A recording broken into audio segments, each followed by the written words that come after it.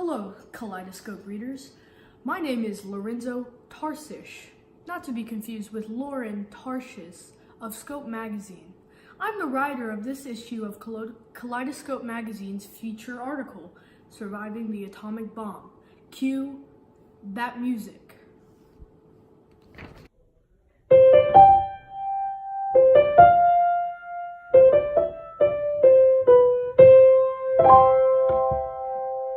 Imagine that the date is August 6th, 1945. You live in Hiroshima, Japan, and most civilians are weary and tired of the war that has been going on for almost 5 years. The Allied military has crippled the forces of Nazi Germany, Japan's ally, and the future is bleak, as the American Navy and Air Force slowly push their way through the Japanese mainland. You wake up at 7 a.m.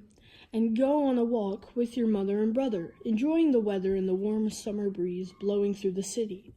You recognize the familiar hustle and bustle of Hiroshima, the honking of car horns and the scent of cooked meat leaking from the nearby butcher shops.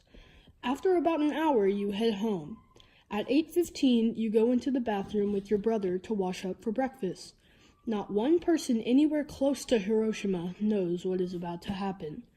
This is the story of Norimitsu Tosu.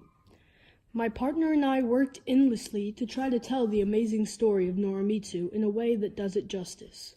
We poured through tons of interviews and articles to learn what life was like then, and how Japan reacted to such a catastrophic event. But before we go into detail about Norimitsu's journey, we should learn about the time period. On December 7th, 1941, Japan bombed Pearl Harbor, an American naval base in Hawaii. After the attack, the U.S. entered the war and joined Great Britain, France, the Soviet Union, and many other countries across the world in fighting the Axis powers, which included Germany, Italy, and Japan. Before the bombing of Pearl Harbor, the Japanese military had already begun capturing the lands around Japan and numerous islands in the Pacific. The Japanese fought hard to stop the Allied forces in the Pacific theater of the war, but could not hold them off for long. It was the summer of 1945, and Tokyo had already been bombed by American planes many times. The Japanese people were ready for the war to be over, and it looked like the end was near. Although the Americans warned Japan of the coming bombings of Hiroshima and Nagasaki, the Japanese never evacuated the cities. Norimitsu Tosu was 3 years old and had no idea what would happen. On August 6, 1945, all was quiet.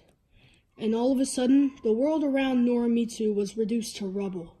Almost 90,000 died instantly after the bomb was dropped, and the death toll more than doubled in the next week, the effects of radiation doing far more damage than the blast itself.